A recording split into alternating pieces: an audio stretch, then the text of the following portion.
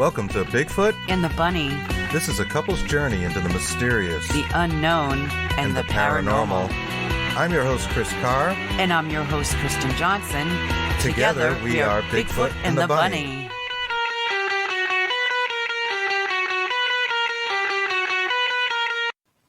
And we're live. Welcome to Bigfoot and the Bunny. Happy Saturday.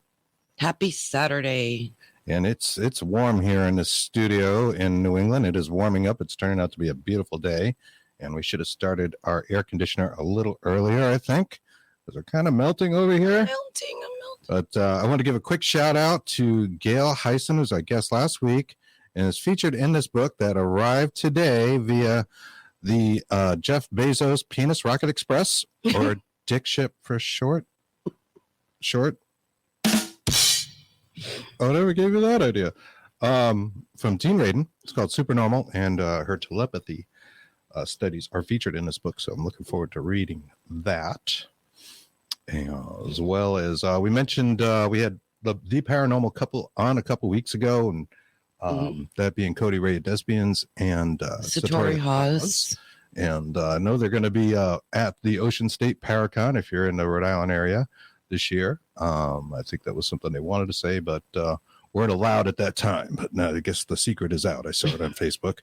And we mentioned as paranormal couples like ourselves have been around for a long time. And I came across one recently that I thought was pretty interesting, and I wanted to share with you guys. I was watching podcasts. I was stuck in the YouTube algorithm.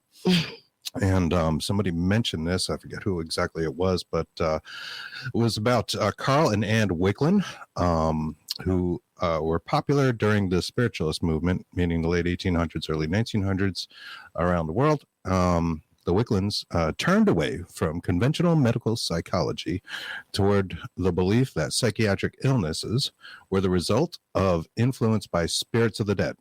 Wicklund came to believe that a large number of his patients had become possessed by what he calls obsessing spirits, and that low voltage electric shocks could dislodge them, while Anna, his wife, acted as a medium to guide them to progress within the spiritual world.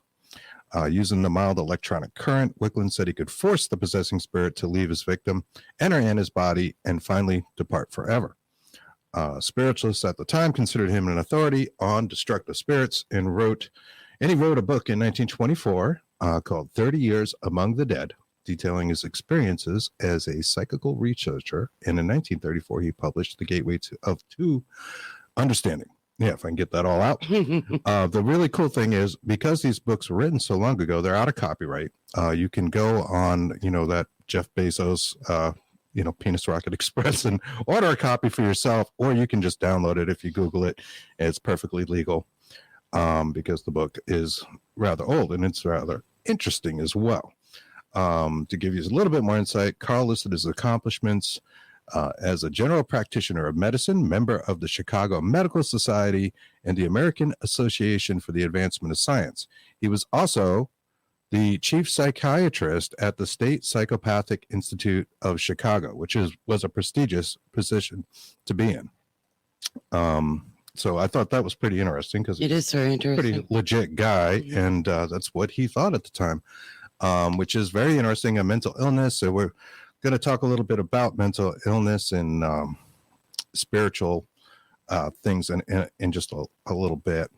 I also wanted to mention the Rhode Island Senate passed a bill to legalize marijuana last month, but that's one of 3 separate proposals moving through the legislature. And the speakers have said that there are a series of issues that need to be resolved before the House advances reform. However, most people feel that the legalization of the devil's grass in Rhode Island is inevitable. I know there are at least some of you out there with your sticky yellow stained fingertips excited about this. You'll have easy access to strains like Lemon Haze, Tangerine Dream, Alien Apple Warp, Straw Nanny, Lemon Berry, and the beloved Granddaddy Purple. However, they still taste like potting soil. Maybe that's why it's called pot. Oh, I got a million of them today. Don't forget the elderberry Kush. That's in your general direction. Your mother was a hamster and your father smelt of elderberries. little Monty Python out there for some of you people. We have a great guest for you guys. We do. Her name is Lesley Mitchell Clarke. She's a Toronto-based certified hypnotherapist who specializes in a number of modalities, including working with individuals who feel they have had experiences with extraterrestrial beings. Most of this fascinating work, as well as the metaphysical therapies such as past life and interlife regression, takes place at Lesley's Toronto Hypnosis Clinic, Lightwork Hypnosis. Prior to her work in hypnotherapy, Lesley also had a busy career as an actor, dancer, and vocalist. And for the past 20 plus years, she has been a top jazz and arts media consultant with an array of Grammy and Juno winning clients, as well as major jazz festivals and record labels. Lesley is currently the director of LMC Media, with offices in both Toronto and Lesley's hometown of New York City. She is also a busy arts writer, contributing regularly to a variety of publications. So let's bring her right on. Welcome, Lesley. Welcome. Hello, Chris and Kristen. Boy, I feel exhausted from hearing that intro. I tell you. Wow. Boy, am I tired. I know I got to shorten those things up or something, but I don't know. I just like hearing my own voice, so I just no, that is so cool. And I must say thank you both for having me on as your guest today. I'm really thrilled to be here and looking forward to chatting about all things esoteric with some like-minded people. And also, I'm sure that the wonderful peeps that are listening to you are going to be totally receptive and hopefully intrigued by what we get into today. Oh, I'm sure they will be. We're looking forward to it. Now, you've got your website is lightworkhypnosis.com, and you also found out this morning you have a YouTube show, Contact TV on YouTube. I do. It's we've been doing our little show for about 12 years, believe it or not. And in the beginning, it was radio only. It was Blog Talk Radio, and then we upgraded to Zoom, and now finally we're doing full studio production. So when it's feasible, when people are in town, we can have them in the studio. But with most people, we will be Zooming them in on the Jumbotron. So, but it's been, for me, it's been such a learning experience to be able to talk to so many wonderful people over the years, and has helped fortify and, support the work that I do, which is sometimes overwhelming, as you can imagine. Mm-hmm. I bet it is. It must be. When did you first become interested in this and ufology, and what got you all into these things? Well, I would have to say that I have always been into ufology, and even as a little kid, my father had a telescope, and we would watch the stars, and I did have a rather profound and protracted experience when I was about 16 years old. The first year that I went to work as an apprentice actor in the Black Hills of South Dakota, and I was out of high school a little bit early. I had to get out of town, so I was off and away to university when I was only 16, but the first stop was a season with the Summer Stock Theater. And during that season, would you like me to tell you a little bit about it, about kind of what happened? Okay, so I know this is going to stretch the realms of feasibility, but at that season, well, first of all, I should probably mention that the Black Hills of South Dakota is a very unusual geographic region. It's filled with anomalies. There are mica mines everywhere, and mica is what's used to make transistors, I think, right? So it's a very conductive material. So and it has long been held as a sacred spot by the Lakota peoples, who are the Aboriginal peoples who are in that area, generally speaking. So I went off for my little stint there, and I met one of the company members was a lovely gal, and I don't know if she's still living, and I haven't been able to contact her. So I'm let's just call her Sally, right? So Sally was a very busy performer in Las Vegas. She worked in the lounges as a singer in all of the major clubs, but she had a second job. She worked for the government as part of their, I would have to say, their secret space program, some version of it. And, on a certain schedule, she was usually in Las Vegas. She would be taken out to a plane wrap airport and put on a plane wrap plane and then schlepped out to, Dreamland or Area 51 or, any of those cluster bases that actually are all connected underneath the ground, I believe. But at any rate, her story was that she worked for the government, for the secret space program, as a psychic communicator to communicate with the ETs that we were engaging with at that time in a particular way. And of course, I didn't disbelieve her. I'm a very open-minded person. If someone tells me something truthfully, I don't usually snap out with some contradictory thing. So I just accepted what she told me. And as we became better friends, every time that we would drive into the little town of Custer, South Dakota, yes, that's what it's called. It was a really circuitous, dark route through the mountains.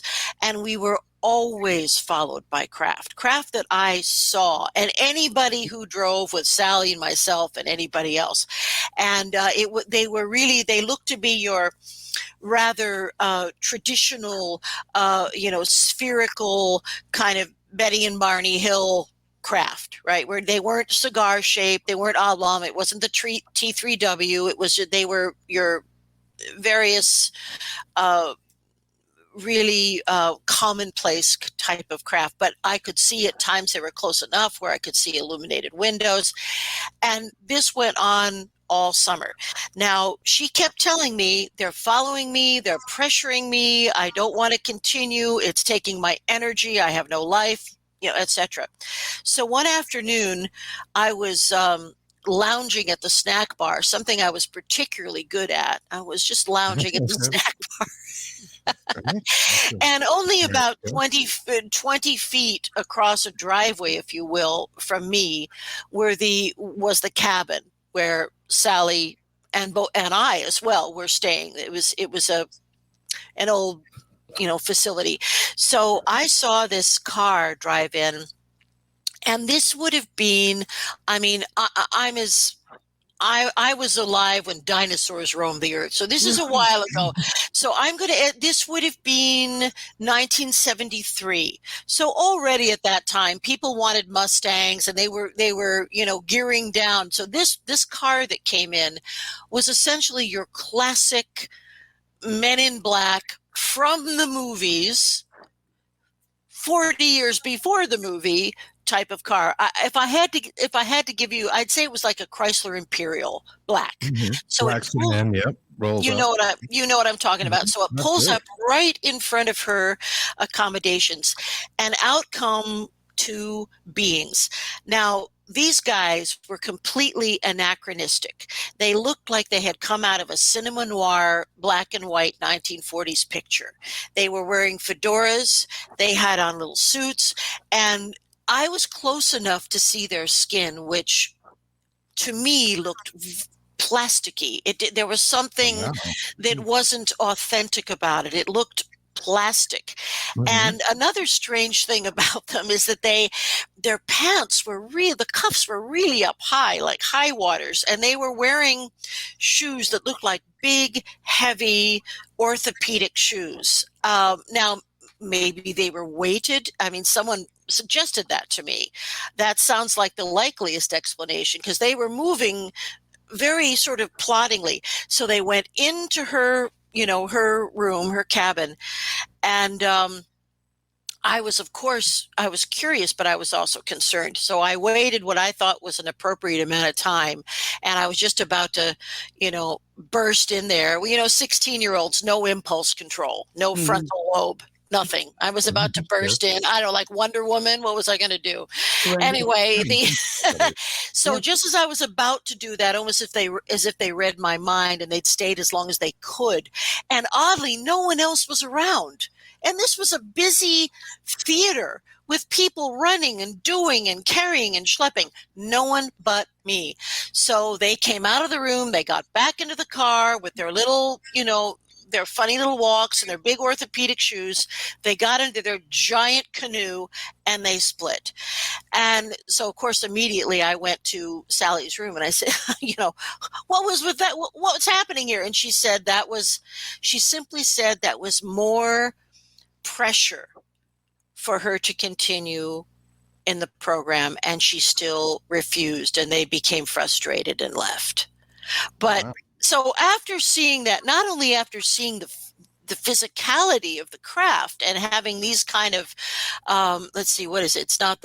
Is it the close encounters of the fifth kind? What is it? The first kind, where you just have a sighting with, just with that happening. And then, I really believed this girl, and as if that wasn't enough, I had complete proof that there was something completely otherworldly going on with her. Mm-hmm. So I would have to say that really kickstarted my lifelong interest in this subject matter.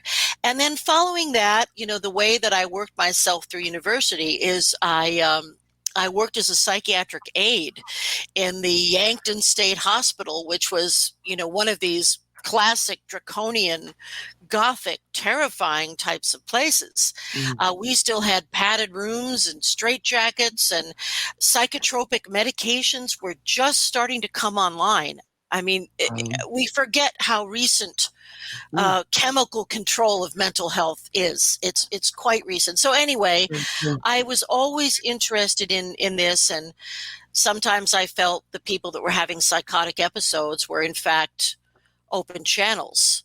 And that's interesting, because I was listening to your introduction about the other guest who was talking about mental health care and the old way that they, that they assumed that it was, perhaps the influence of discarnate persons.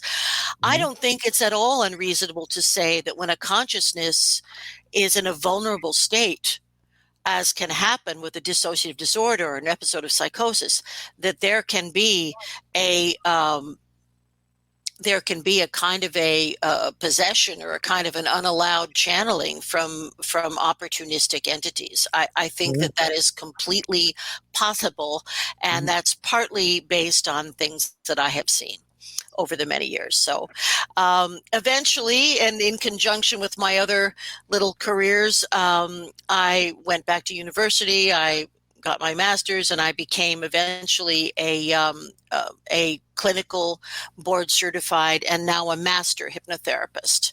So about 12 years ago is when I was finally able to really, really focus on the experiences, or rather the experiences of experiencers. I don't like to use the term abductees because it is so negative, and as we'll find out as we talk, I'm of the belief that upwards of 90% of the experiences, at least that the people that I have worked with have, are positive experiences.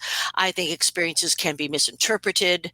I think just the suppression of memory is so disturbing that they have a negative tinge on them. There's all kinds of reasons for this, but when we finally get in there, most of the time people are having very elevated, informative, fascinating experiences that really have to do with everything else but trauma.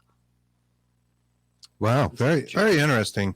And that numbers, I guess, in polling does show that most experiences are positive.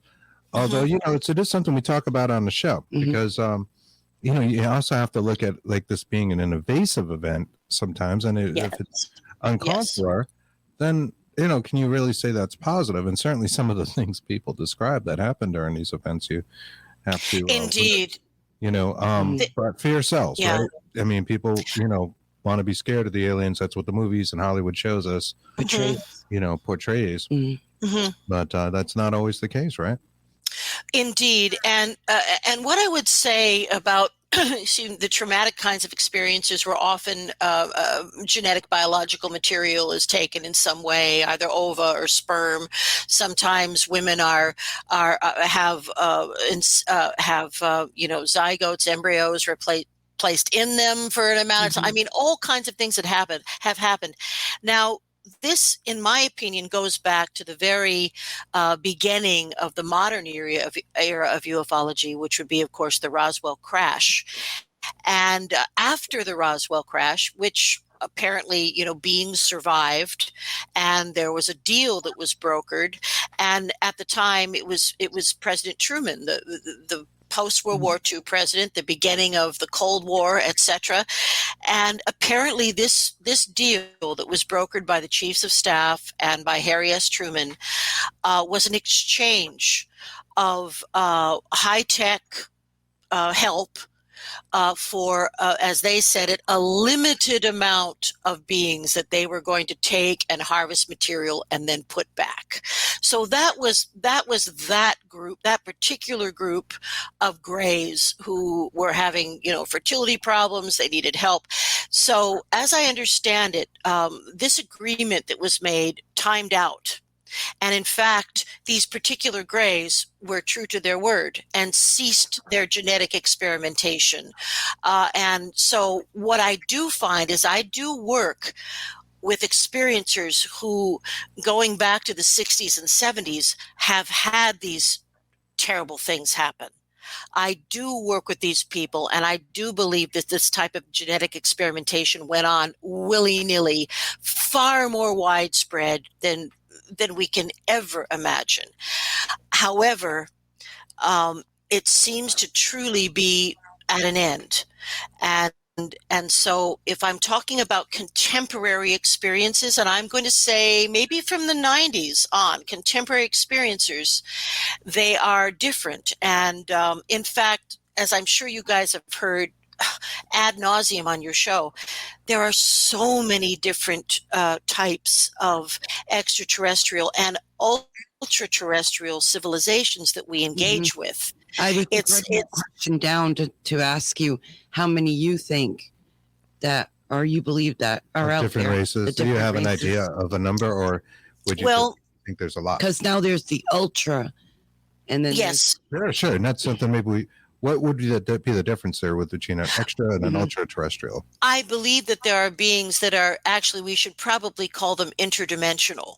Because they may be living in a world that's incredibly similar to ours, and yet they understand how to negotiate dimensions of space-time. And this is a technology that seems to be available to many advanced beings. And I think there are also beings that have evolved maybe to a higher vibrational level where they don't possess physical bodies in the sense that we do. Now they hold images and can project themselves and engage, but they aren't dense in the way that we are here in the third density. So I think there are beings of different vibrational levels of matter, if that makes any sense. It does. And also beings that have technology to move through dimensions of space-time. But I also think there's a couple of reasons why I don't feel trepidation about any of this. And the first one is what I keep hearing again and again and again and again is that there actually is a kind of a benevolent federation of planets in the same sense of Gene Roddenberry.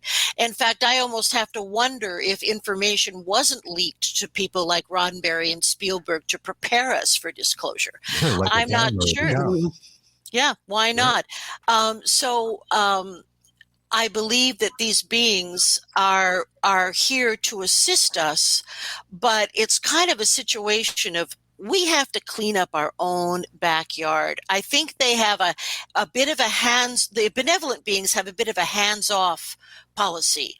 And that is simply because they're trying not to interfere with our natural development unless it threatens the rest of the galaxy by blowing up nuclear stuff. So they're keeping an eye on us, but basically, I mean, we're like 3-year-olds toddling around with laser guns. I mean, how must we look? We are concerned about joining a benevolent civilization that embraces beings of all physicalities, not just all colors, not just all belief systems or religions. We can't even get it together to create harmony on our own planet. And I'm really, I'm going to get on my little mini soapbox for just a minute, but I think that, okay. But I think that people like I'm going to point out David Icke, who are generating fears about the possibility of a reptilian cabal running our civilization. You know what? I don't think we need any help from any reptilians to be terrible to each other. That's absolutely true. Correct. I don't believe it's an iguana, and no. The queen is not an iguana. She may be primarily German, but she's not an iguana. And there are reptilian beings. In fact, there are even reptilian beings that we have agreements with. So it's like anything. I think depending on what kind of situation evolved on class M planets, again a Gene Roddenberry term, where there's life supporting elements, I think that it's not a big stretch to imagine that there would be bipedal intelligent hominids that manifest more reptilian characteristics. We have a reptilian brain. We know this. Yeah. We know this. They don't like us to use that term anymore. Isn't that funny? In psychology, it was all about the reptilian brain when I was a student. For a very long time. And now they don't want to even say that. But anyway, but I digress. So I'm going to say that in answer to your question about the amount of species, I'm going to quote a wonderful man, Dr. Paul Hellyer, who was he's a sweet, brilliant gentleman who was very, very high. He was the Minister of Defense. He was also Vice Premier. He was very high up in the government. And the last time that I saw him, pardon me? The Minister of Canadian Defense, I believe. Yes. Forgive me. He was the Minister of Canadian Defense. And the Canadian Vice Premier of Ontario. So he's a big deal. And he told me personally that the Canadian government regularly interacts with 83 different species.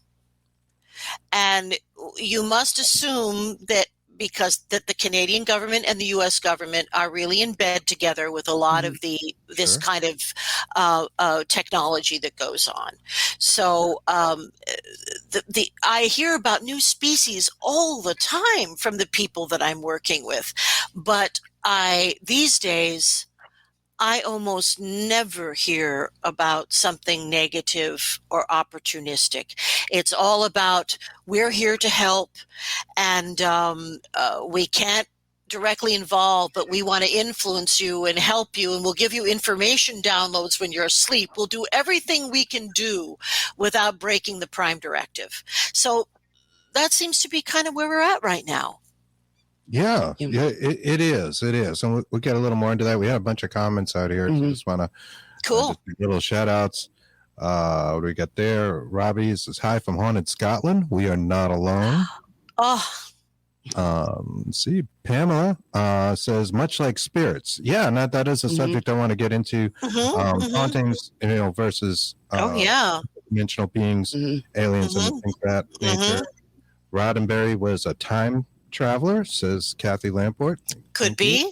Yeah. And then we got some more. Roddenberry was a high-ranking Air Force pilot. He would have known about Area 51. I think his knowledge was used to create Star Trek. I agree. Pretty cool. I agree. I think he probably tried the Montauk chair. You know what I mean? That would have been the era. And when you talk about him being a traveler in space-time, I have a feeling that they allowed him to utilize some of this space-time bending technology. I believe he used the Montauk chair. Very interesting. And we talk about spirits and interdimensional beings, like Sasquatch is often mentioned as an interdimensional being. Interdimensional, if I can get that word out right. That's it. But I get all those other words out. Well, Thanks, baby. We talk about roles a lot of times because, our background is more paranormal and being researchers. We love ufology and all sorts of aspects of all this stuff. However, we notice that a lot of times, every town has a haunted house with like a little girl in it and this kind of thing. And sometimes you can actually communicate and you get that voice back, or perhaps it's something saying it's a demon and it uses demonic names and things of that nature. And I think that's overused on TV and all that. Oh, yeah. But it's almost like there's a role there. And the idea of stepping into these roles, you wonder what you're really talking to. So there can't be the little girl in every town. So what are you really communicating with? Exactly. What are you getting back? Is it some sort of interdimensional being that wants to step into those roles? And could that being be maybe alien? Well, that is a very interesting question, because I got to tell you guys, this may seem out there, but I believe in a sense it's all the same. It's all energy, as above, so below. And one of the reasons why I say that, and I do an awful lot of past life regressions and interlife regressions and things of that nature, and particularly in interlife regressions, which is where we are in between lifetimes, how we decide how we want to come in again into the third density, or if we do, and who will our parents be, and we also have a chance to usually analyze our most recent life experience. So what we find in interlife regressions is there are a number of predictable things that all people seem to pass through when they leave one physical body and before they enter another one, if they choose to. And one of these things that individuals, my goodness, anyone I've ever regressed has gone through, is there's a meeting with your counsel. And yes, we have counsels. They're not designed to insult us or punish us, but they help us go through the processing of the most recent life. And that can happen in a variety of ways, and it's not really important. My point here is that on the council, many, many people tell me that there are beings on the council who are not human, that they have extended, they may have extended skulls, they may have blue skin. I mean, you name it, I've heard it. But I think that the point here is that we are actually in a soul group with many different types of humanoid bipedal beings. I don't think there's anything too far out that's too far distance from the bipedal hominid form. But within that, I believe that we are in soul groups with many, many different types of beings. And in addition to that council business, even in just past life regression, I will have someone arrive to look at their past life, and they'll say, oh, well, there's two sons. And I'm looking down at my feet, and they look reptilian, for lack of a better word. So I believe that we can and we do incarnate into different physical bodies in different parts of our galaxy, or what have you. And so I think that the knowledge of this and the ETs that we deal with, and the idea that we are all one, seems to be an idea that they keep putting across. We are one, we are one, we are one. I get that. And also, clean up your planet. You're killing your planet. And it's basically clean up your own backyard. And we're here, and we're waiting for you.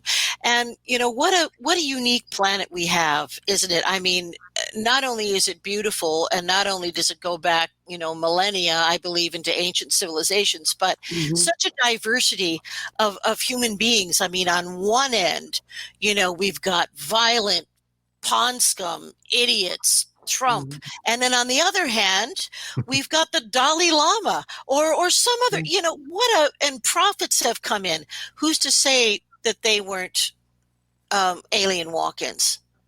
You can't help have us. good without evil, right? So how do you judge anything? It's all subjective. Indeed. And evil, I think, is just the absolute refusal to walk into the light.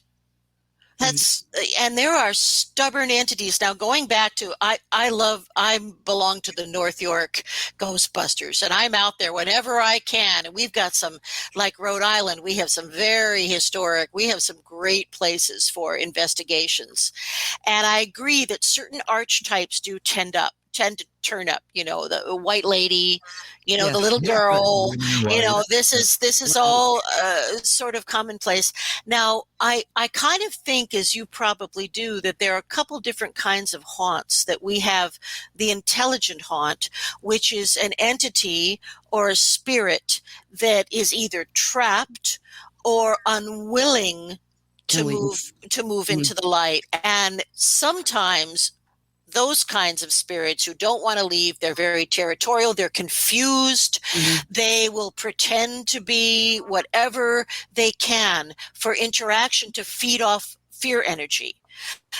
Fear energy propels a lot of intelligent negative haunts. I'm not a person who really uses the D word very easily because of what I've seen in the mental health area. I don't use that very readily. But what I think does happen is there are opportunistic spirits who can, in fact, come in and pretend to be anything. That being said, I also think that a lot of phenomena is due to residual haunts, and something that's a repetitive free repeater, like a lady in white who just walks through. I think that's much more like a photograph or a little movie where the emotion was so strong that it was imprinted upon that very environment. Or maybe even the stone, the stone tape. There's a whole stone tape theory. There's a whole school of thought that says if we just had the technology, probably with lasers, we could even look at past events from emotions that were occurring when a clay vase was setting. So who knows what we'll find out. Contain residual information. Yeah. There's a lot of residual. Now, for instance, Gettysburg, which isn't all that far from either one of us. You're a bit closer, but of course, it is a hotbed of phenomena, sightings, sounds, you name it, people have heard it and seen it. Now, I prefer to think that any of those boys, any of those young boys that died there, that their spirits were easily crossed the Rainbow Bridge, and that what we are mostly seeing are, in fact, imprints left by heightened emotions, fear of death. Remember, 51,000 boys died in the Civil War. That's 51,000. Do we need any help being terrible to each other? No. No, just draw lines in the sand and fight about it. It's ridiculous. It's very primitive thinking, but we still do it.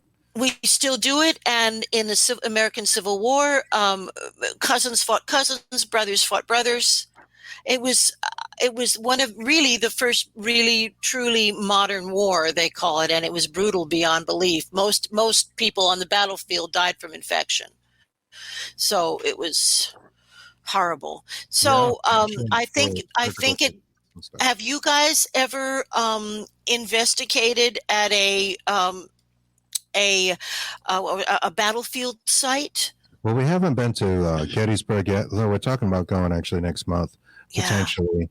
But, we have been to like a lot of Native American sites. I was going to say, we live on King Philip's War, the start of King Philip's War. War, yeah, it actually which was started Yeah. it's Native in, American War. Swansea, Massachusetts. Yeah, We're Yeah, in that yeah. kind of what they call the Bridgewater Triangle area. Oh, yeah. So Well, there's tremendous Oh, I'm sorry. I didn't mean to interrupt you. Go ahead. It was a little lag. No, it's no problem. I was just saying that there's a lot of also carnage from the War of 1812, all going up from where you guys are all the way up through Erie. And then so we have here in Toronto, we have a big fairgrounds where they have the Canadian National Exhibition, and the buildings were built during another exhibition, a British Empire exhibition, in the 1800s. So these are old historic Victorian buildings, but the land itself actually contains 2 giant pits where American and British soldiers were interred, just thrown in, because there's Fort York is right there. It was a big battle there, and so there's it's one of the most haunted places around that particular fairgrounds. And so they have the whole these mass graves are just covered over with like blacktop, and that's where they have the midway, right over it should be both a British and an American shrine. Mm-hmm. And it's completely unknown to most people. And in America, there are all kinds of situations like that. Graveyards that were moved, or headstones that were moved, but not the bodies. There's all kinds of stuff. There's a lot of those that happened a lot. Yeah. We went to a cemetery. It was in a praying town, what they called praying towns or prayer towns, back with the Native Americans, and the working with the white man, they wanted to convert a good deal of them to Christianity, and it would be, safe, Yeah. And that burial ground has moved, I think, 3 times as they widen the road. And Oh, Lord have mercy. Well, we have just had a horrific thing happen in Canada.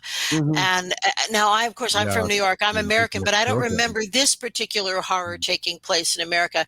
So what happened, the Catholic Church and the Anglican Church, and also something called the United Church, which is only in Canada, ran what they called residential schools. And they went into the native reserves and literally grabbed all the small children and kidnapped them and put them in these boarding schools where all kinds of atrocities happened. And what we're now finding out, and it's hard to even talk about, is that around one of the big residential schools, which was in BC, they have found, I think, 218 bodies of children, unreported, unknown, disappeared, taken, stolen from their, and these atrocities happened all across Canada. And they've now, I think, excavated maybe 2 more of these residential schools, finding horrifically the same thing. So in America, we have our own series of them, but I know Canada's been in the news because they just found the bodies, but these same sort of events happened all across the U.S. as well. We talked a lot about that and the atrocities of the Native American confrontations there in a podcast. We have a podcast called Dark Horse Paranormal Podcast. I'm just going to because that was one of the things we talked about in there, and there's a whole lot of history in there. If you're interested in that history, I will log on. I'm very interested. Very interested. It was about Gettysburg. And the numbers, and were just incredible how many of our kids were killed and killed each other. And the term Dr. Sawbones comes from Sawbones. Yep. Yeah, Sawbone. Because that's literally all they could do is, if you got shot in the arm, they would just cut your arm off. And how horrific. The question is, though, how many other places around here has that happened to that we don't even know about yet? So many. So many. The information gets suppressed, and now. But one thing I will say on the the Canadian government is doing everything. This came out of left field. No one can believe it. Native American or white or what have you. No one can believe it. It is an equal outrage in contemporary times to everyone. And but on the Six Nations Reserve, which is not very far from Toronto, maybe a couple hours, those people regularly engage in ceremony to call in the star people. And they have an ongoing relationship with the star beings who will come when called. And they have a schedule, and they do this, and it's not open to the public. But they have apparently maintained their deep spiritual connection with whatever beings they have been involved with since the dawn of time. That's interesting. Yeah, can you tell us give us a little insight into who those star people are? And I did want to circle back to the hypnotic regression and mental illness and experience. Well, one thing I will say is not everybody who gets in touch with me because they believe they're having extraterrestrial contact are actually having extraterrestrial contact. There is always going to be a percentage of poor, unstable individuals who are having some type of a delusional experience. And, in the medieval times or even in the last century, it would manifest as religious mania, right? Religious mania is all you saw in mental hospitals. Now, the fear is manifesting as an extraterrestrial fear. So if someone is coming, so what I do is I am not legally allowed, in Canada at least, to treat with hypnosis people who have been diagnosed with a mental illness. Now, that doesn't mean somebody who is anxious or somebody who's been depressed. What that means is somebody who's been diagnosed with a full-on dissociative disorder, schizophrenia, a profound bipolar disease, borderline personality disorder, things of that nature. So before I treat anyone, I usually have either in person or on the phone, a big long talk. About, a big long talk where I ask a bunch of questions that may seem benign, but by the time I'm done, I know pretty much exactly what's going on.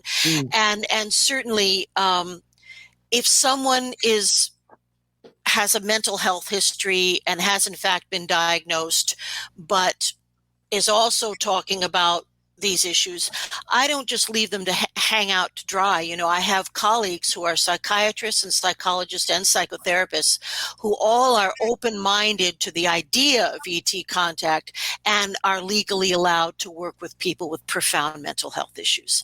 So that's what I do. And I'd say that's a very small percentage of people that are going through that particular kind of torture. I'd say less than 5% of the people that contact me.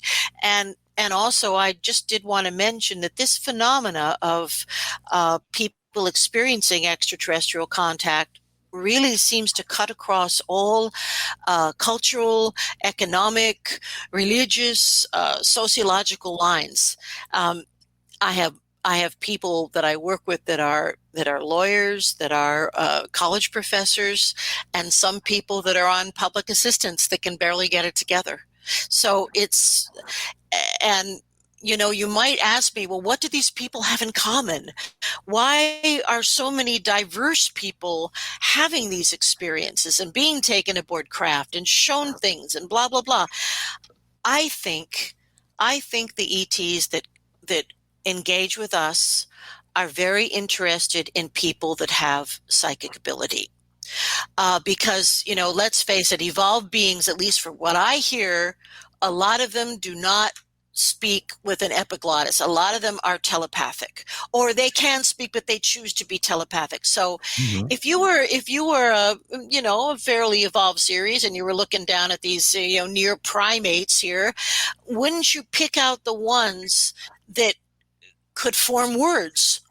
I mean, it's kind of like that. So, because Sure. everything, That even could when be- people are taken from the time they're children, it seems to be all about training them up to use their psychic abilities and to eventually be able to bilocate and have a physical life here and a life in their etheric body where they work together with the ETs. Yeah, well, you're right. Because I often talk through telepathy to the people, and if the person is unable to hear what they're saying, like if you were talking to a frog versus, your pet dog or whatever, at least the dog hears you.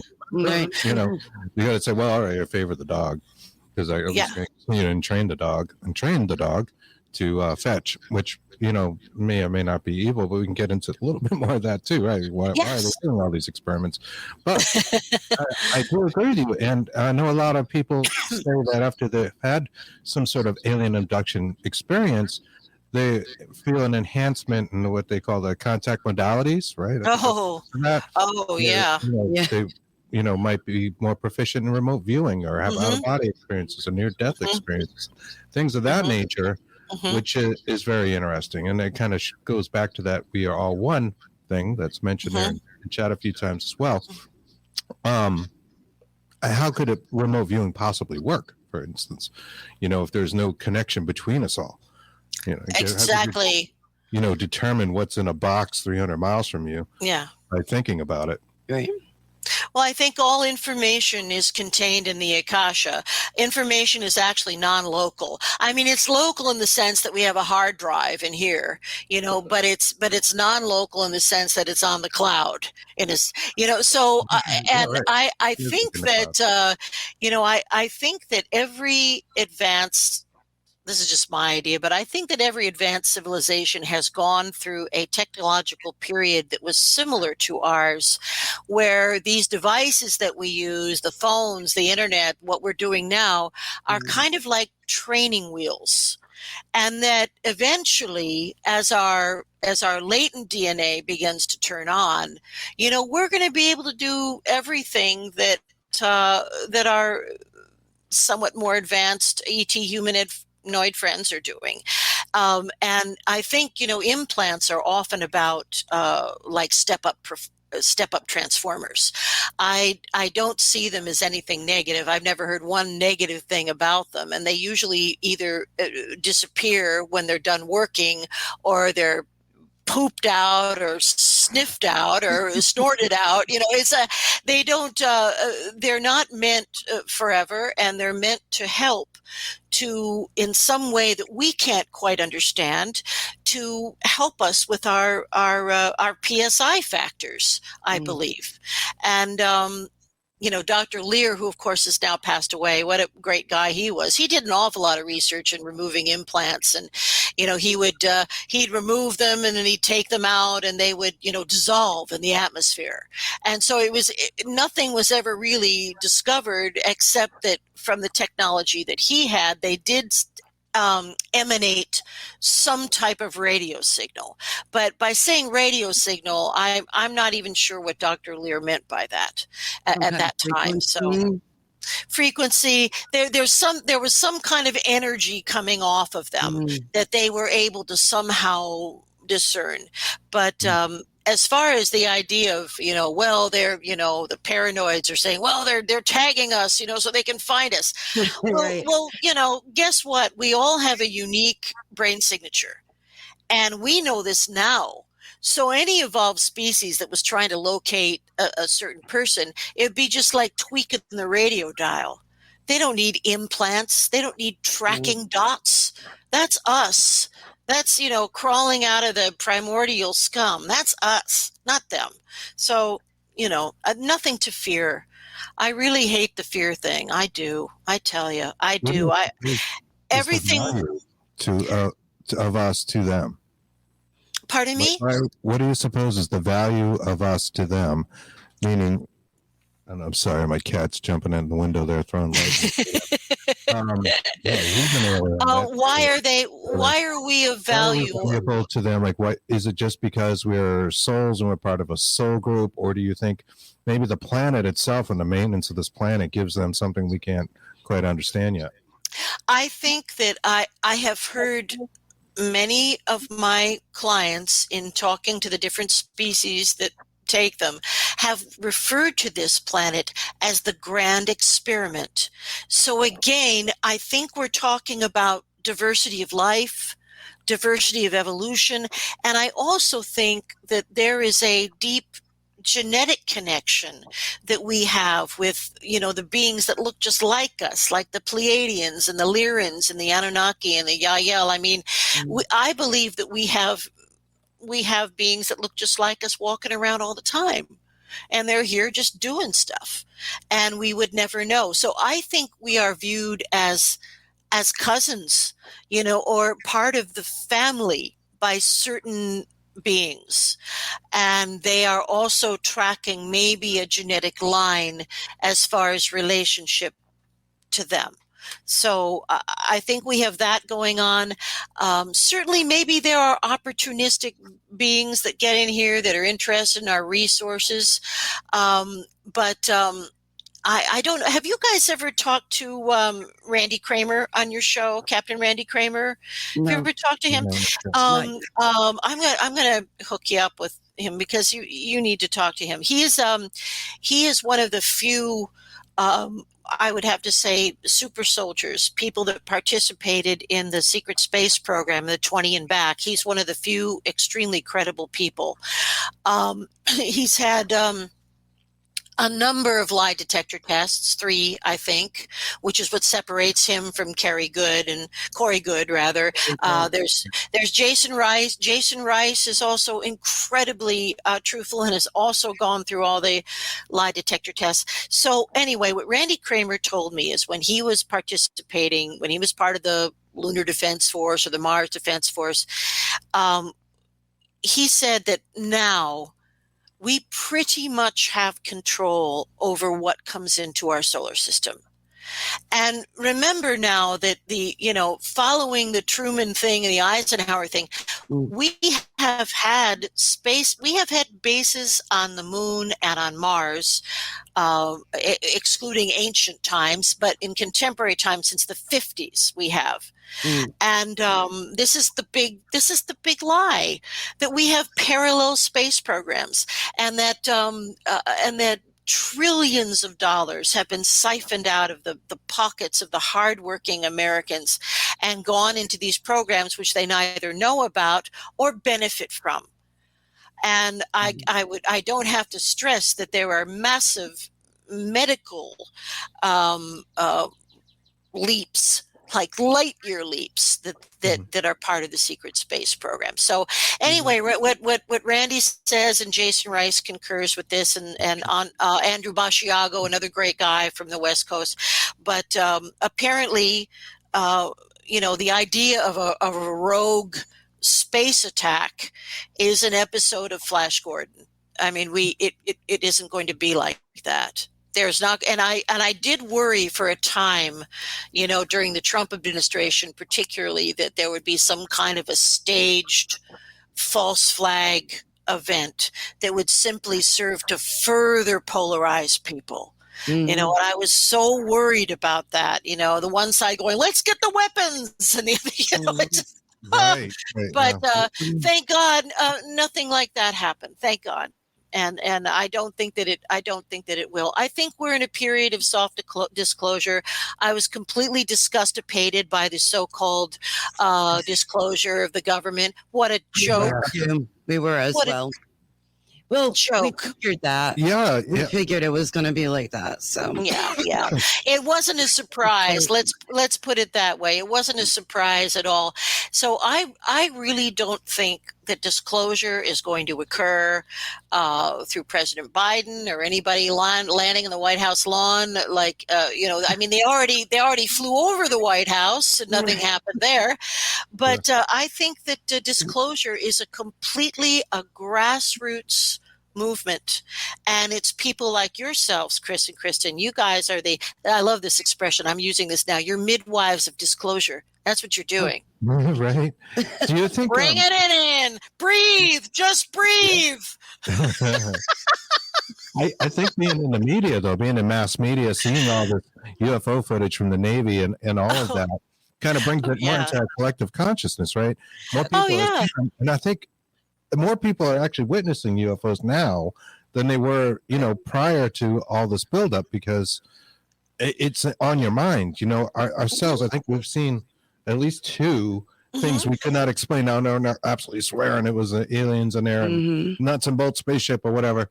But my God, I think just being on the mind, being in the collective consciousness, like I mentioned. Well, and there's indeed. a lot of other people, which makes it a mass. Yeah, creative. A mass Right. I think sighting. there's an energy within Exactly. that, kind of like the Akashic records, like you mentioned. The more people think about it, the more we manifest it.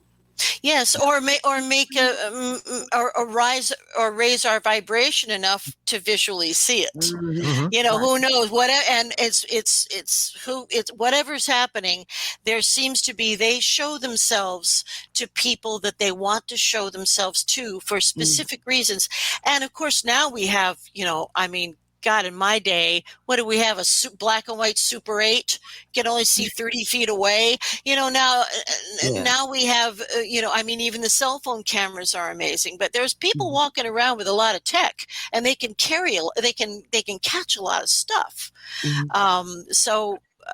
There's no need for the government to even bother us with any more of their BS, because whatever's going to happen is not going to happen through their structure. What do you think of the idea that they shut down like the ICBMs? A thing of saying, hey, don't use this technology. But it's also, there's a fear factor to that too. Like we couldn't have used it if we needed to. Well, the thing to remember about those old missiles in the silos, they're all dangerous now. They're very old. So even if they had been launched in a defensive mode, most of them probably would have misfired, for lack of a better term. I read a whole report on this and on the condition of these missiles, which is very disturbing.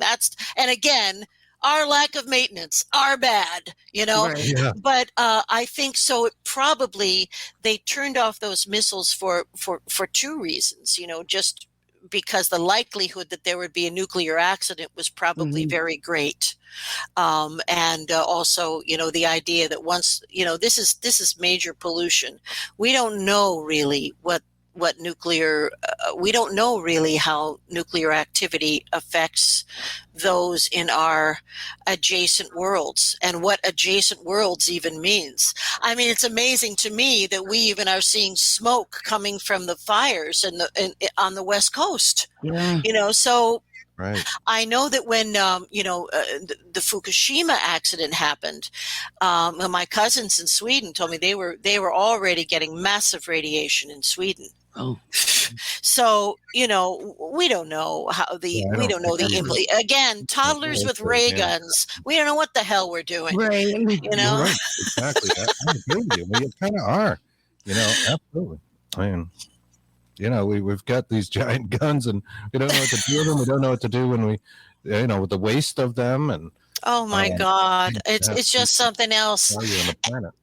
And so maybe say for instance, let's talk about Zecharia Sitchin for a moment. He's he's now passed away, but he was the foremost scholar on many ancient languages, including ancient Sumerian. He was one of a couple of people that could in fact, read it. And and through his research, he was able to reconstruct perhaps the truest history of the world that we have ever been presented with, a story of a planet similar to ours having an ecological crisis. These early astronauts on that planet knew about us because they're in the planet Nibiru. Nibiru is part of our solar system, but it has a huge elliptical orbit that so we only see it every 360 years or something. It's something like that. Anyway, the story of that is a story of those beings needing to create labor for their gold mining efforts, and they found a being of, you could say, a Miocene ape or early hominid, and through experimentation and incorporating their own DNA, they finally created what they called the Adama, which would be our contemporary Homo sapiens sapien. So all of this is written. Of course, most people say, well, this is an elaborate elaborate fantasy, but we keep finding more and more evidence of strange genetic stuff. For instance, O negative blood. Right there. There's a very interesting thing. O is the first blood grouping that the world ever knew. But to be devoid of the rhesus factor is highly unusual. So, and we find, concentrations of O negative blood, in the Pyrenees, the Basque people, almost 90% of them have O negative blood. My own people, the Irish people, we have a huge high level of it. Does that mean that we're carrying some DNA markers? I don't know. Maybe, but it certainly means that something unusual happened in the very early manifestation of hominids for us to have blood that is different from everybody else on the planet. I am the RH negative as well. Chris, yeah, reptilian. Yeah, yeah, he calls me lizard. Just to remind our call her well, I think you should call her a Nordic goddess. How about that? I think that's a lot better. Yeah, a Nordic goddess. That's what we're going by these days. Even though I'm only 5'1", I'm still a Nordic goddess. I'm tall. I'm tall in my dreams. So. We had a bunch of comments out there. Oh, good. I'll rush through a couple of these here. When you started in hypnotherapy, did you start out doing regression therapy, or did you start with more traditional quit smoking type sessions? Oh, what a good question. Man, I talk about the coal mine, the gold mines. I was in the mines of straight ahead. I worked for what I would have to call a hypno mill, when I first got going. And I did that for about 4 years before I ever did any metaphysical work. So really it was a little bit like working in a hospital ER. I mean, I took everything from pain management to phobias, and of course, lots of smoking cessation.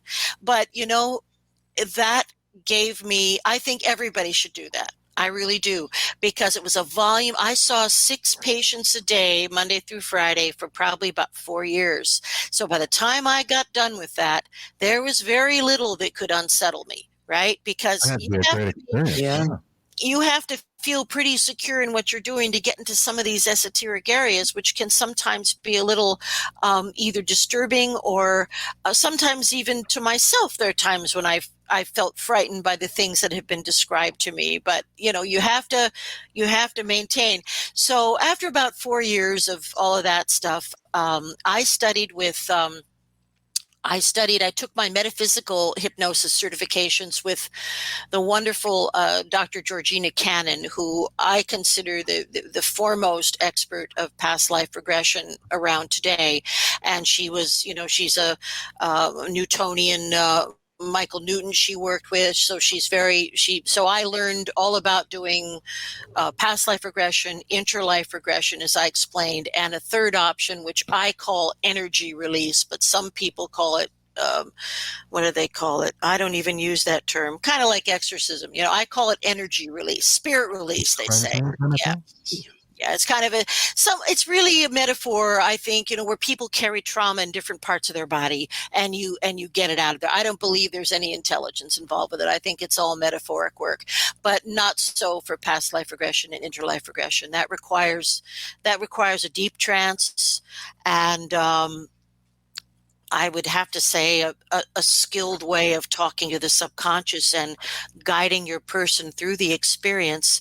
And of course, one of the big main things is that whoever's undergoing regression, whether it's an experiencer or whether it is someone having a past life regression, there's no need for them to re-experience trauma to release a painful experience.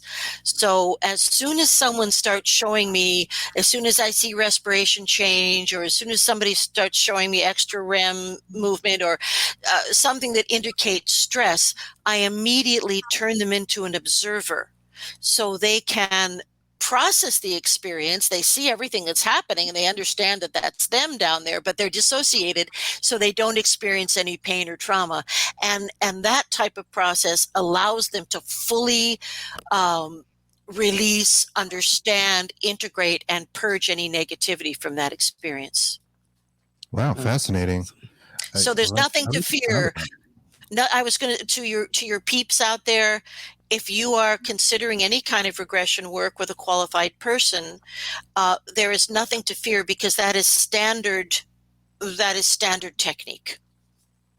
Excellent. And I've got some more comments here. You mentioned a canon.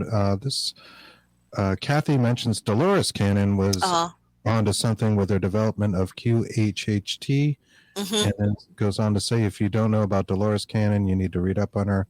Absolutely intriguing. She spoke to Nostradamus. I'm not sure who that is. Well, she challenged. I knew Dolores Cannon. I'm very familiar with her work, which was Landmark. Georgina Cannon is not related to Dolores Cannon, but was a huge, respectful admirer of her, and her work is landmark in every area of metaphysical hypnosis. So I think everyone should go and check out Dolores Cannon if they're out there. All right. I also see here our friend Ken Allen says, "Love Bigfoot and the Bunny from the Wizard's Table podcast. We support Chris Carr and Kristen Johnson." Hey, thank you, Ken. Yay! Everybody from the Wizard's Table podcast. Ken is our friend and a very, very good occultist. Which should be on. Yeah, I think it was right after us. Oh, very cool. Okay. Really, thank you, Ken. Appreciate that. Jeff says hi from the goat. Hey, Jeff, how's it going? Let's see. All right, that's mostly what we've got there. Could these so-called encounters be delusions experienced during a hypnagogic state experience? And sorry, that was kind of a pre-written question. We should have looked up the pronunciation of that. But I mentioned sleep paralysis, which we find very interesting. Why we both experienced it, and yes, old hag syndrome and things of that nature. Well, sleep paralysis is a real thing, and it can happen, in a couple of different ways. Now, the most common way that sleep paralysis occurs, and this happens, to a lot of teenagers or tweens too. That's very common for them. That when we sleep, our body releases a flood of all kinds of chemicals, including neurological paralytics. And the reason for that, I guess, in the grand design is so that we don't act out our dreams. Can you imagine that? If you guys were walking and you're around your bedroom, like doing dialogue and, sure. actually acting out your dreams. So that's what would happen if we did not have this particular kind of neurological paralytic that gets released. Now, sometimes there is a little timing problem, and it's possible for people to come to consciousness, to alert consciousness, before their body has woken up. In other words, before the natural paralytics have dissipated. It should happen instantly, but it doesn't always. Now, that's one explanation. But with you guys doing what you do and who you are, I think explanation 2 is a lot more likely, in the fact that you were both astral projecting, either together or separately. And apparently in the act of astral projecting, again, these paralytics are released into the body. The body thinks it's in delta state, thinks it's sleeping. And so there is sometimes, again, a timing problem of slipping back into your body and your physical body not being fully functional yet. So, and it's very frightening. I've experienced it myself, but all it really is just a little timing glitch. That's all it really is. And the fact that we have these chemicals that are part of our sleep structure, and even if we're traveling in our etheric body or astral projecting or remote viewing, our physiology and our subconscious mind are still running the body. the physical Yeah, body. that is fascinating, and I totally agree with you. I know it is a natural occurrence, and I know one prominent parapsychologist who kind of writes off old hag syndrome, talk about it a little bit, as just that.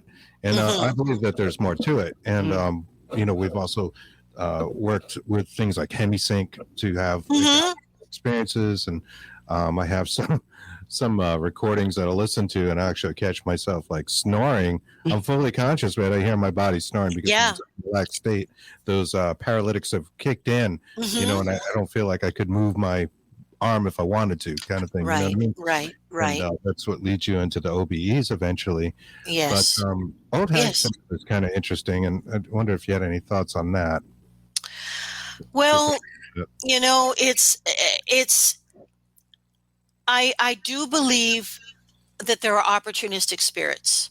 As I said before, I do believe that they can attach themselves as far as, this person really gets frightened and I get great energy blasts from what's happening here.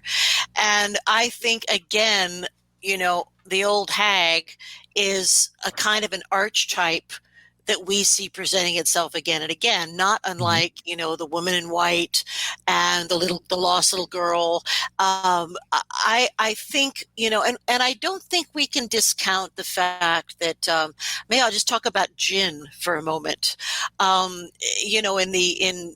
Islamic mysticism, and certainly there's references to these beings in the Bible. They're supposed to be made out of smokeless fire. I think that jinn exist as another phylum. They're not angels. They're not humans. And that what we see when we see shadow figures, because they present that way, can be jinn just messing about, because they love to mess about with humans. They can appear as anything. They can and they are, and I think sometimes, when a psychic comes in, they will say, well, there's a spirit in this house that has never lived in a physical body. Well, that doesn't really mean a demon necessarily, but it could easily mean a jinn. And they just have to be told to leave, and they will. But I think jinn can be responsible for at least a percentage of these archetypal manifestations that we see that are almost cartoon-like. You know what I mean? So I think they know how to manifest. And also, again, spirits that don't want to move on, that are confused, they can also manifest in any way that's going to get them that fear. They're living off the fear energy. Negative entities they want to create it because it's palpable. They're like energy vampires, really. Right. Yeah, maybe. I think that those things like jinn are just ancient, and they've been here longer than at least our current, race of humans. Oh, yeah. They're older. They're entities out there that are like that. Indeed. I did want to mention about the old hag, and the reson why I bring this up is because I had an old hag experience myself. Oh, you did? Tell me about it. Well, it was kind of like the old hag that you hear about. I saw her in the dream, and she looked like a crone, as a crone would appear, and I felt like I was drowning. She wasn't sitting on my chest, which is more the stereotypical. The common thing, not being able to breathe. Not being able to breathe, right? And I had this feeling of drowning and trying to get away and trying to wake up and snap myself out of my sleep, and it was very difficult. And I felt like I was pursued by this crone, but I wasn't aware of what old hag disease or old hag syndrome was at the time. This was a long time ago. So I found it really fascinating when I came across that, and I've since made movies about it and horror movies and stuff. I go, wait a minute. And you look into the history, and it's hundreds of years of documented old hag experiences in various records. So people have experienced very similar things. So you wonder why that archetype, as you mentioned, would pop up again and again. The crone, the old hag. I don't know what it is about it, but there's something there. I don't know if it's always the same entity or why, or if it exists, like you mentioned, the Akashic records and collective consciousness, if it's just some kind of thing that's out there, like an archetype that we're not even consciously aware of, yet there it is appearing dream. Indeed. Well, in Celtic and in Scandinavian mysticism, the crone or the old hag is revered because it represents the mature, psychic, empowered female spirit. So it's, I guess, culturally in America, the idea of a hag or a crone, like the traditional witch who looks old, that's frightening to us. But it is, in fact, this being, maybe it's a being, is revered in ancient Celtic and Norse cultures. But so it does go way back, and to the fact where they see it as almost like a goddess, or a goddess manifestation. I would say a manifestation of the goddess. Like a Baba Yaga or something. Yeah, something. And these are all, now there are other, creepy things that tend to reoccur, like in the in Mexico. They have a real, and it may be even in other Central American countries, I'm not sure, but it's called, there's a special kind of hag called La Garona, which means the woman who cries, and she is a lot like a banshee of Irish legend in that she cries and screams and moans. It's about the loss of her children originly. And they say, well, she's going to come and get other children because she lost her children. But that's another kind of a, I think these are just terrifying archetypes for us. I think these are things that scare everybody. And whoever is using these images is borrowing them as a fear tool. Now, that's my feeling, but I could easily be wrong. I'm not saying I'm right. And maybe it's a mix of things. Maybe it's a whole mashup of things that are going on. But repeatedly, we find the old crone coming up again and again and again and again. So it's a familiar manifestation in our world in pretty much every culture I can think of. You do past lives regression therapy as well. Is that right? So do you think maybe past lives, like you mentioned the La Llorona, the Banshees, certainly the Celtic, could it be memories from a past life that carries these things forward? Well, I suppose that is very possible, but from what I have heard, most people, most beings transition out of their physical bodies easily. And so even the amount of spirits that are stuck, it's not that huge a number. And there are light workers here and light workers on the other side trying to get these people through. But I think that I think also that the nature of time is not at all what we think it is. And it may not be so much linear as it is more like an onion. And so, I mean, this is like the Seth material and the material that's coming from Bashar that Daryl Anka channels. I mean, this is the idea we keep getting that it's time is not linear. It's an agreement that we make as humans so that we can show up on time and make progress. Otherwise we'd be just, amorphous. So, but I think it's possible to actually travel to your past lives. I don't know if we're going to see that, but I think it's kind of an interdimensional travel where you could adjust your vibration and literally experience the life in a very physical way by popping in for a minute. I wouldn't be surprised if that were possible. But ideally, when people come to me for a past life regression, I know this is a roundabout answer, but usually they're coming for a specific reason. Something is bothering them. They're failing at relationships over and over again. They have trouble holding on to money. They have addiction issues, and there's not necessarily a reason for these things in their childhood, which oftentimes is totally normal and pleasant, like Ozzie and Harriet. And then this person has all these other things going on. So what I usually do is I just ask. I ask the Akasha, I ask their spirit guides that the person should be able to experience the lives that have the most relevance to the most important life, the one that they're living right now. So, and without fail, even though it may not be clear, especially not always clear to me, people will hear what they need to hear. And therefore, the process that I do with past life investigations is also about healing and release of trauma. And that's a big part of what I do, is not only experiencing the memories, but then releasing all the negativity surrounding them, so that that process of carrying that garbage with you into a future life no longer will happen.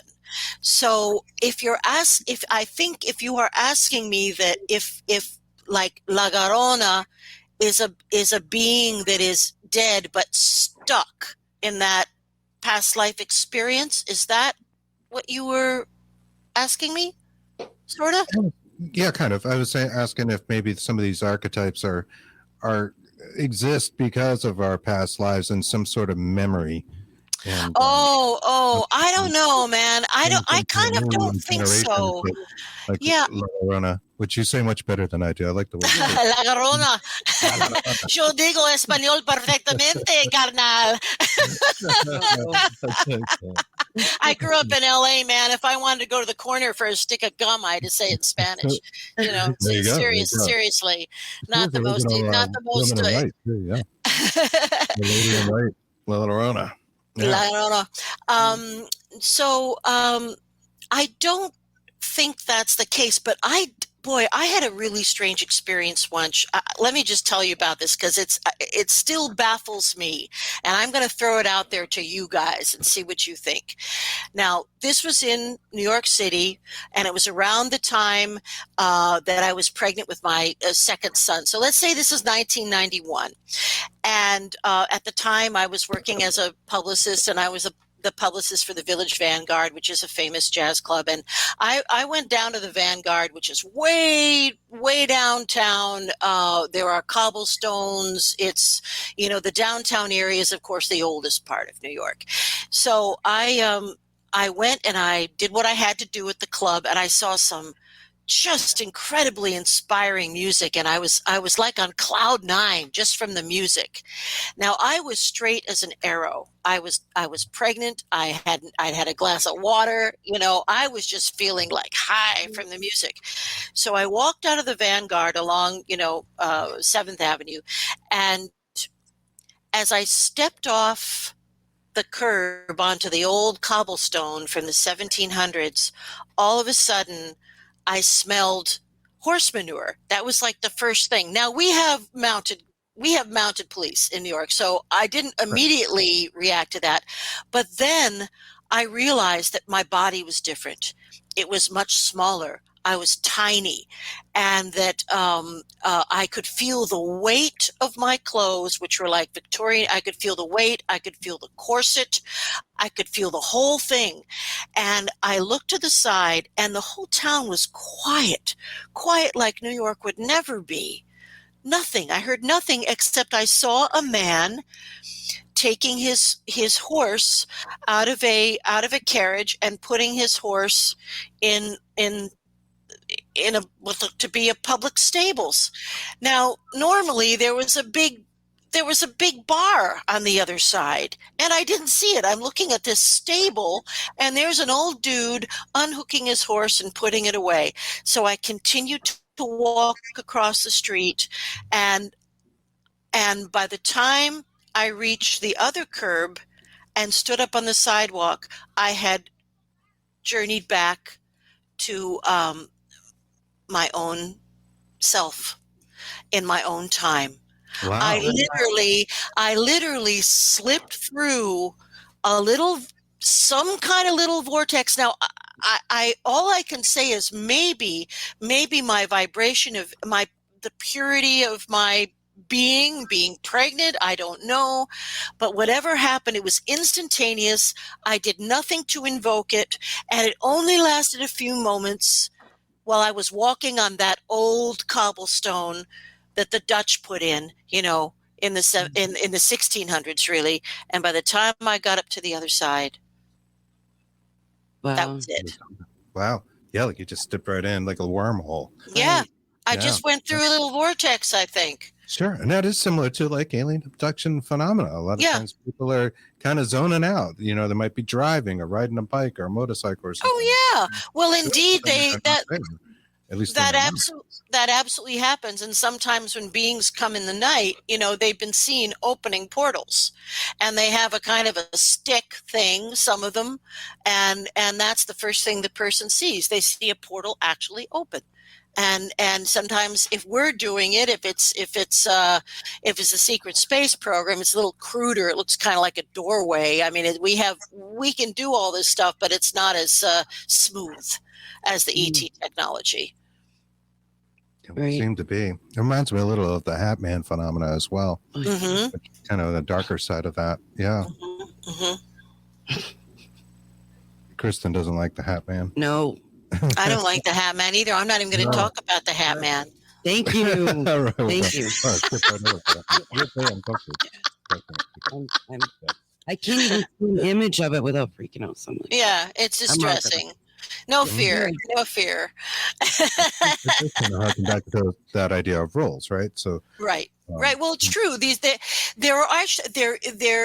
is an archetype of the tall man with the tall stovepipe hat. It's one of those things that people see with great frequency. However, that would have been very typical dress for someone from a certain period of time. So that's true too. It's hard to say. But when I do, when I'm involved in any ghost investigations with my friends, my little crew, the objective is spirit release.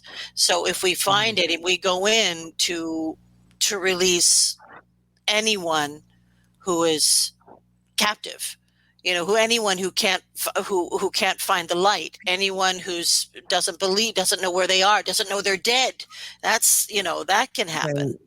So that's the objective. It's not just like these TV shows and these teenagers who go in just to try to instigate phenomena. We go in not so much about that, but about sensing the spirits and helping them to cross over. Mm-hmm. Sure. You mentioned Zachariah Sitchin earlier and the cuneiforms and the supposed genetic manipulation of the human race.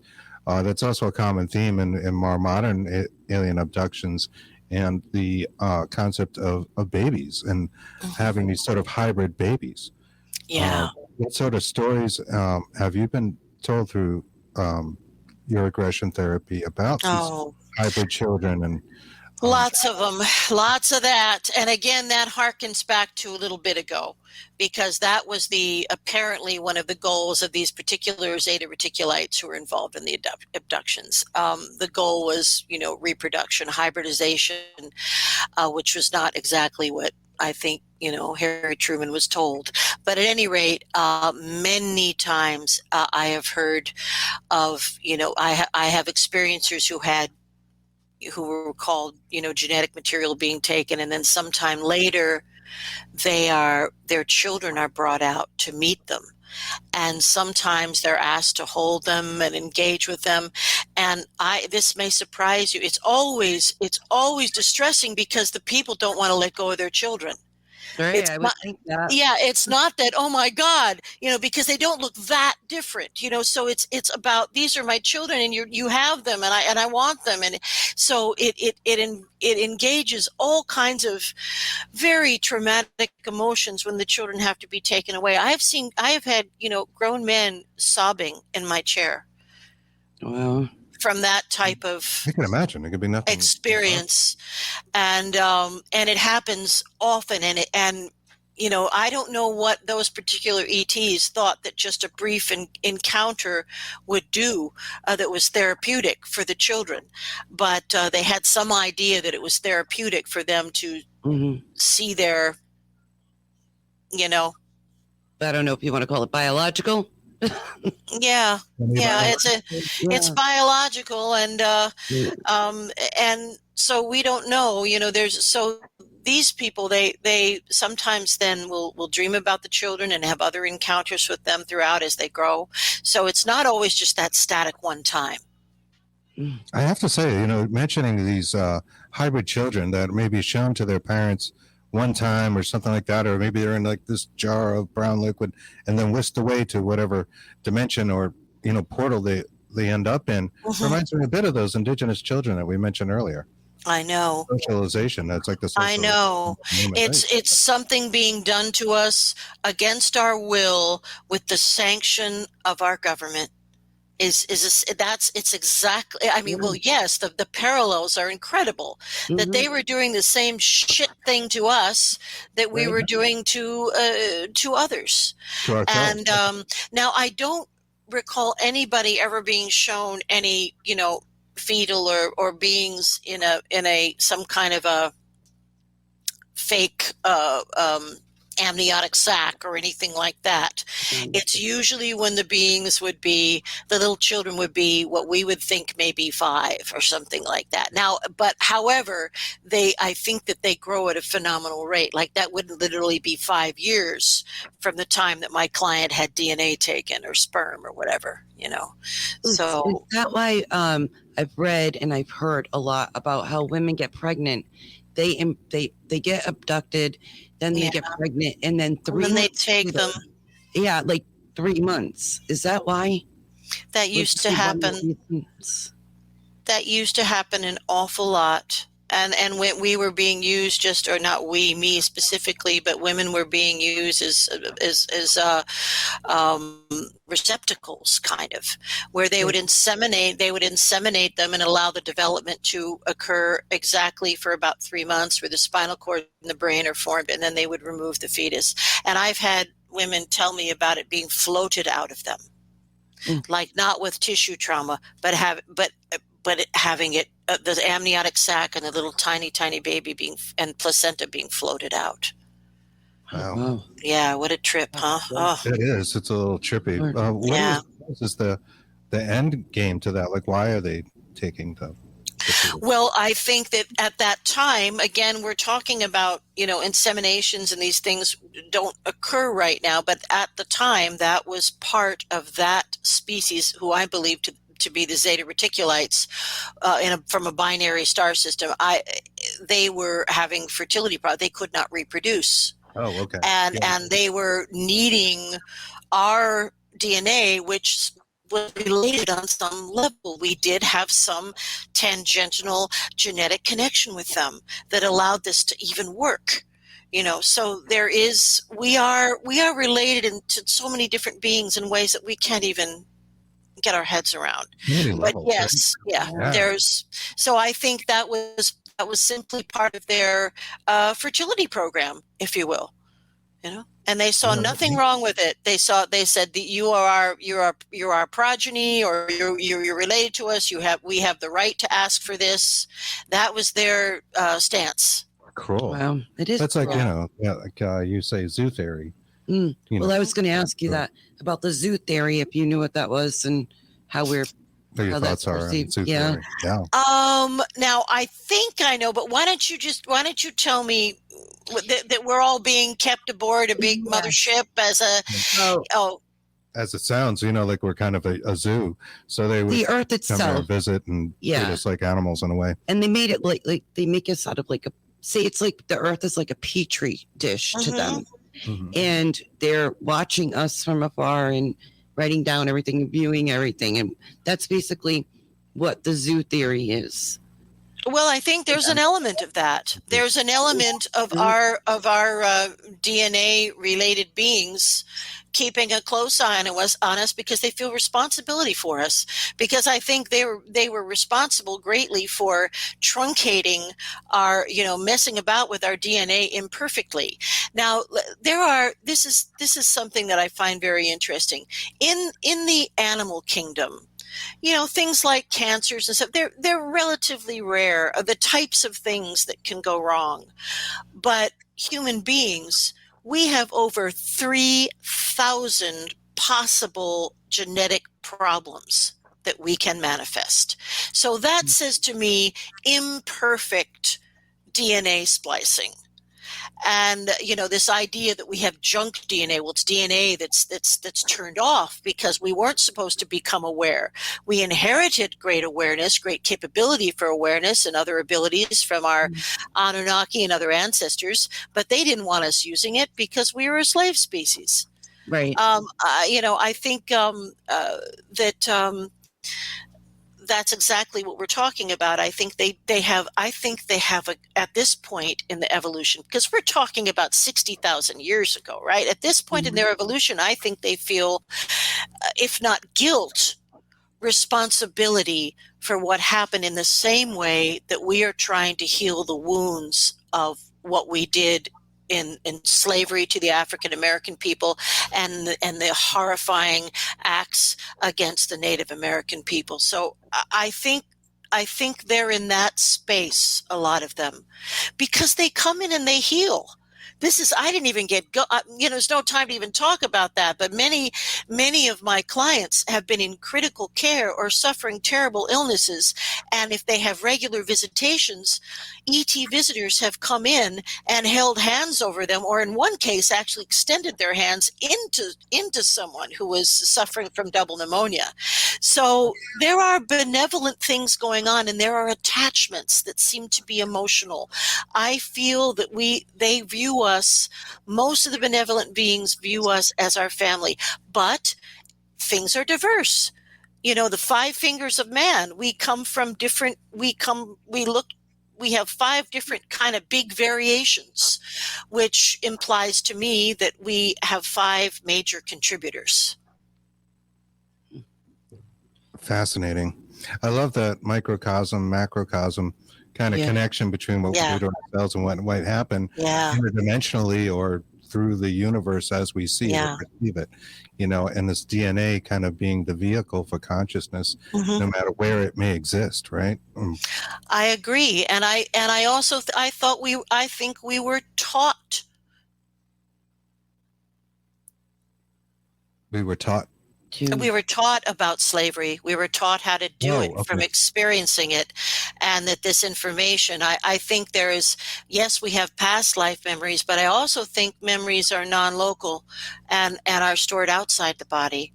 So we always have access to them. Even a brain damaged person can access non-local memories. And I think that we have learned slavery and greed and obsession with gold from our Anunnaki forebears. You know, the gold thing is kind of interesting. Like, why? Well, do we care? we don't you know, it's so much about it. Yeah, about the gold. But I was going to say, I was going to ask you if you heard that they found in Africa, where supposedly we were supposed to be mining. We'll say us.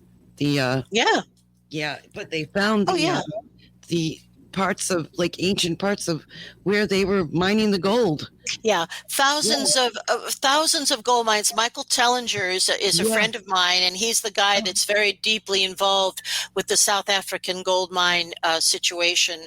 And any of his work, I suggest that there's a marvelous book called Slave Species of the Gods. Now, it's a little dark, but it includes a lot of the research, the brilliant research that Michael Tellinger has done with regards to the origins of humanity and how the physical evidence is still there in South Africa. Yeah, it's so interesting. But I don't think we should lose sight of the benevolent beings either. Right. Actually, got a book over here. And this book was recommended to us from our friend Nathaniel Jacobs. That we had, and I said, I got to get that book. And I don't know if you're familiar with it, Beyond UFOs, but one of the highlights of it is it talks about a survey that was given out to people, largest of its kind, people who had felt that they were abducted by aliens. And the surprising thing is kind of just what you mentioned, that most people came back with saying it was a positive and beneficial experience.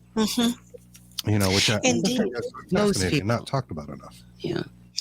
Well, I think, one thing that might be interesting to you guys is that, one of the first things that I discovered in doing this work, and it was something that nobody had really, determined. I guess it takes a volume of people to see some certain trends.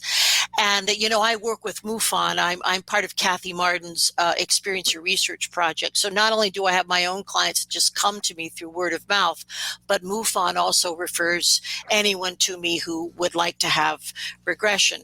And what I really believe now is there is no such thing as an isolated incident, that anybody who has an experience is probably a lifelong experiencer, because people will come to me because they have partial fragmented memories, of one thing or part of one thing.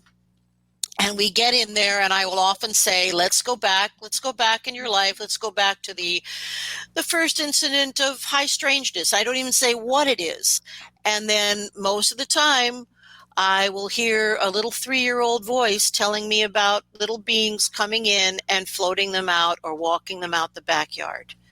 Yeah. And this is just so commonplace. Now, if it doesn't happen, I'm surprised. And because, and also one thing that I think is interesting is I don't believe that memory can be suppressed forever indefinitely, either by our own technology, our own perverted technology, or by any kind of memory blocks that the ETs can use. I think that we are relentlessly curious, and that's not totally understood.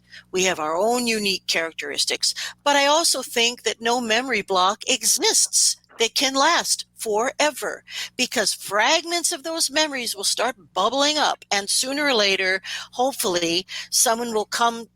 That individual will visit someone like me who has the ability to get past the conscious mind and get into the subconscious where everything is available. But and in midlife, I think the biggest demographic of clients that I have come to me in midlife, and maybe it's when they're ready to hear about what has happened throughout their life. It maybe the memory block began. It's almost like when the student is ready, the teacher appears. Maybe the memory block starts to crumble and fade when that individual is becoming aware enough to be able to process and accept and understand these experiences on some level. Sure, even comfortable enough in their own skin as a human, and especially like you mentioned, lifelong experiencers. They probably in a lot of cases had experiences when they were children, which is not unlike haunted phenomena. We talked to a lot of different people, alien abductees, and a lot of people in the paranormal, and even ourselves had like haunted childhoods and things that would be a driving factor into the experiences we'd have as adults. I find that fascinating. It is like almost live this stuff your whole life. Well, I think you do. If you're aware, you're aware. If you have the physiological genes that allow you to see things moving faster than our own density, it's part physical and part spiritual, I believe. And I don't know. I think I remember back to in my early childhood, going to mass with my grandmother, and I remember asking her, Grammy, why do some people have halos around their heads when they're praying and some people don't? And all I can guess is I was seeing people's auras who actually were in a meditative state, whether it was prayer or not. I can't say that. Or some people were just sitting there thinking about the grocery list. I don't know. Right. When you're Catholic, we do a lot of getting up and down and kneeling and sitting and up and down and kneeling and sitting. So there's a lot of that, a lot of up and down. Sure is. Your book is called Intersection, a true story of extraterrestrial contact. Where can people find that? And Intersections is available on Amazon.com, and it's also available on Kindle and Kobo. And I wrote this with a client of mine named Wes Roberts, a college professor who came to me first in midlife with fragmented memories, and we were able to deconstruct at his big chunks of his whole experience. So it was a unique opportunity where I was able to have something like, maybe almost 40 sessions with him. And during that time, we kept uncovering more and more and more. Actually, we could do a whole nother book. This is just kind of like part one, but it's about Wes Roberts and his awakening to being an experiencer. And I had an awful lot of actual transcripts, transcribed. So as the reader, you get to see what's actually going on in the hypnosis session, which is something that is normally not shared. We don't want people to try this at home. You know what I mean? That is awesome. I want to read that now. I'm pretty intrigued. Okay. We also have a show on YouTube called Contact TV, which I think the link I put there in our ticker, but for those of us who are listening to the podcast, it's youtube.com/Contact TV. Thank you. You've been running that for a number of years, and your website is www.lightworkhypnosis.com. That is it. Now my website needs a facelift, and actually so do I. But it'll be fully lifted up in true California fashion this fall. But it's functional, just like me. I'm functional, but I could use a lift. Well, I hear you. We've been ignoring our website as well, and it's a little. I just don't seem to be that interested, and I don't know. Maybe because Facebook is a lot faster and easier, and you can always reach me, through either Lightwork Hypnosis on Facebook, or Contact TV on Facebook, or Lesley Mitchell Clarke on Facebook. So, I am thrilled if you call me or text me, and I always have my mobile available, and I do work with people all over the world. Actually, the process of regression can actually work on Zoom. It does. So give me a jingle at 416-454-8041. Text me. I would love to hear from you. Even if you just want to chat about your experience, I'm available. Well, it's wonderful. That's Thank great. you. That's amazing. Thank you. We may hit you for ourselves. Yeah. Yeah. Lots to talk about. I mean, we could extend the show. Believe me. For another 2 hours. No problem. I'm going to have to come visit you I'm going to have to come visit you in Rhode Island or something. Yeah, One of the most beautiful places, one of the most beautiful little places in the world. I tell you, my dad was in the film Jazz on a Summer's Day, which is about the Newport Jazz Festival. Oh, wow. It's an old film from way back, documentary about the Newport Jazz Festival. But what a beautiful, beautiful place. Yeah. It still occurs. Yeah, the Newport Jazz Festival, very famous in our area. In fact, my parents, I think I may have attended one in utero. And I got to see Led Zeppelin, and yes, that's what I'm told. That's pretty cool. Did actually perform. But thank you so much. Yes, thank you so much again. It was wonderful meeting you. We'll have to do this again. I'd love to have Thank you, guys. We have a bunch more questions for you. Yeah, we get a lot of them. Yeah, we just kind of squirreled off. Yeah. But this has been a lot of fun. Again, the book is Intersection, and Contact TV on YouTube. And we appreciate it. Thank you so much, Lesley. Thank you so much, Chris and Kristen. It's just been a pleasure talking to such lovely, like-minded people. And thank you for all the work you do as far as getting information out there and being accepting of whatever's going on. And remember, you are midwives of disclosure. Yeah, That's right. Somebody's going to tell the story, right? Okay, guys. Thank you again. Thank you. Thank you so much. Bye. And that was awesome. She was funny as hell. Yeah, she was. It's been a lot of fun, and that's about all the time we have this week for Bigfoot and the Bunny. We want to thank everybody out there. And, yes, especially Anne-Marie Young and Ken Allen and everybody that was in chat. And if we didn't get to all your questions, I apologize, but we get a lot of them. Thanks for participating. We love it. Yeah. And we'll see you next week. Bye-bye.